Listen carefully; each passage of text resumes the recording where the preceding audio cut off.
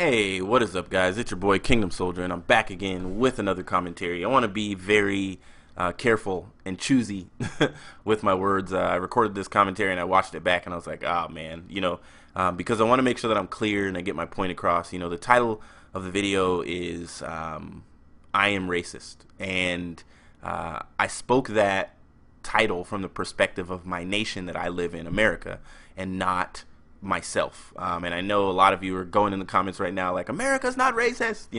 Let me first and foremost say I love America. I love that I am an American. I'm proud to be an American. I'm happy I was born in this country and not in another one, and I believe that I'm here for a reason.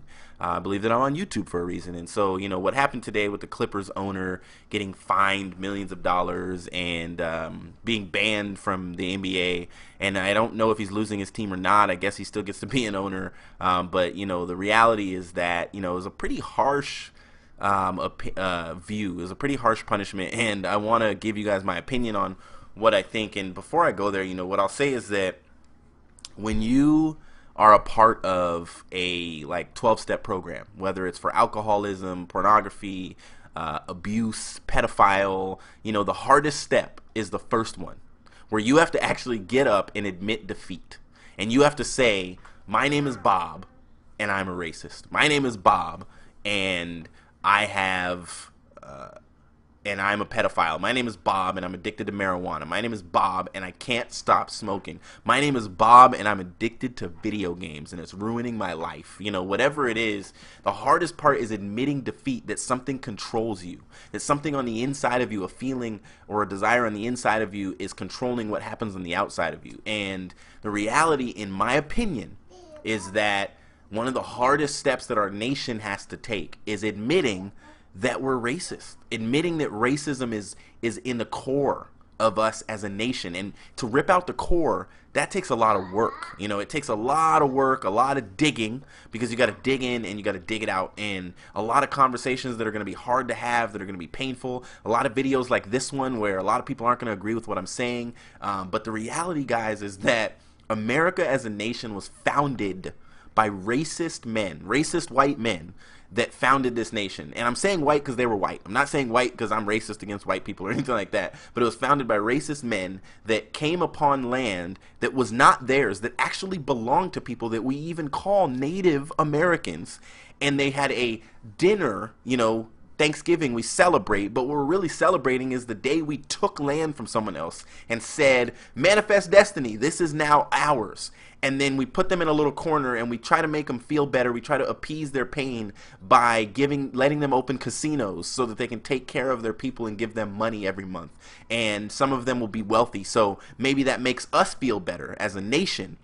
But in reality, we've done them wrong, and we're still doing them wrong. We've always done them wrong. And the sting of racism has not been removed from them as a people. The sting of racism has not been removed from African Americans as a people. And that's why certain statements and things that people say still affects us.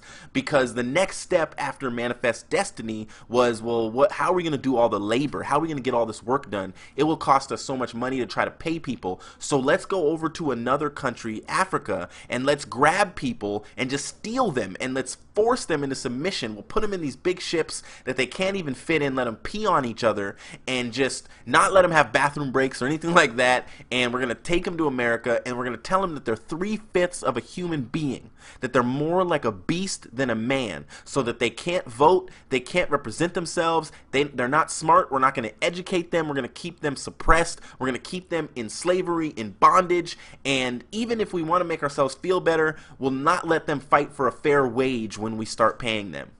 And the reality, guys, is that our nation is still too young to be far enough removed from that behavior for us to not experience racism. And so, segregation, it ended in 1964 officially.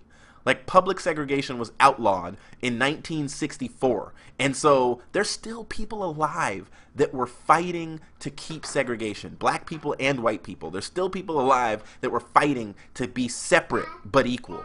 The reality is that our nation decided that together and equal, that being inclusive was the better option for us as a nation. But when you mix groups of people that used to hate each other because one was a victim and the one was the oppressor and the other was the oppressed, when you force those people to get together, there's going to be there's going to be some leftover hatred and things like that. And I agree with the NBA's decision, and here's why. You cannot kill racism with a financial punishment. You can't kill it with taking somebody's money away from them. Now, Sterling's ego and his pride were blasted, and he's not going to be very happy about this. But the reality is that he's going to have an internal heart change in order for this thing to change. But what the NBA did do is they said to all the other owners and people that work for the NBA and that are staff members on teams, they said, look, you can be racist. Racism is wrong, but we can't stop you from being racist. However, this decision is saying racism does not represent the NBA brand, and if you get caught being racist, and I'm not saying they said that. Let me make sure I'm not saying they said that. But the reality is they can't stop racism. They're not trying to stop racism. But they're sending a message. Racism is wrong. The NBA thinks racism is wrong. We see it as something that needs to be removed from our nation, from our sport.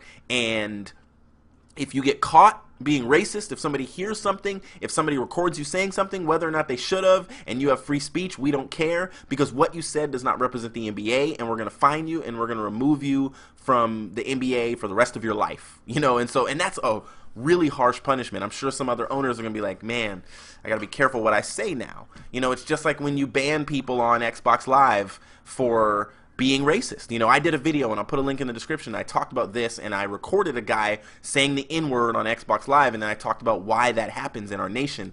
And it was a controversial video, a lot of crazy comments, like I'm sure this one will probably get. But the reality is, it's just like when Epsilon when they stepped away from the Impact Squad because they were yelling at Hastro and yelling at, you know, you're sitting there watching and I'm playing and, you know, look at my bank account, you know, and they're yelling at the fans, the people that support competitive Call of Duty, and that didn't represent the Epsilon brand. And just like what happened to Orbit in the UK, they were cussing and yelling and going crazy, and that didn't represent that brand, so they pulled away. They said, well, you know what, we don't want to have anything to do with these players because they don't represent the brand.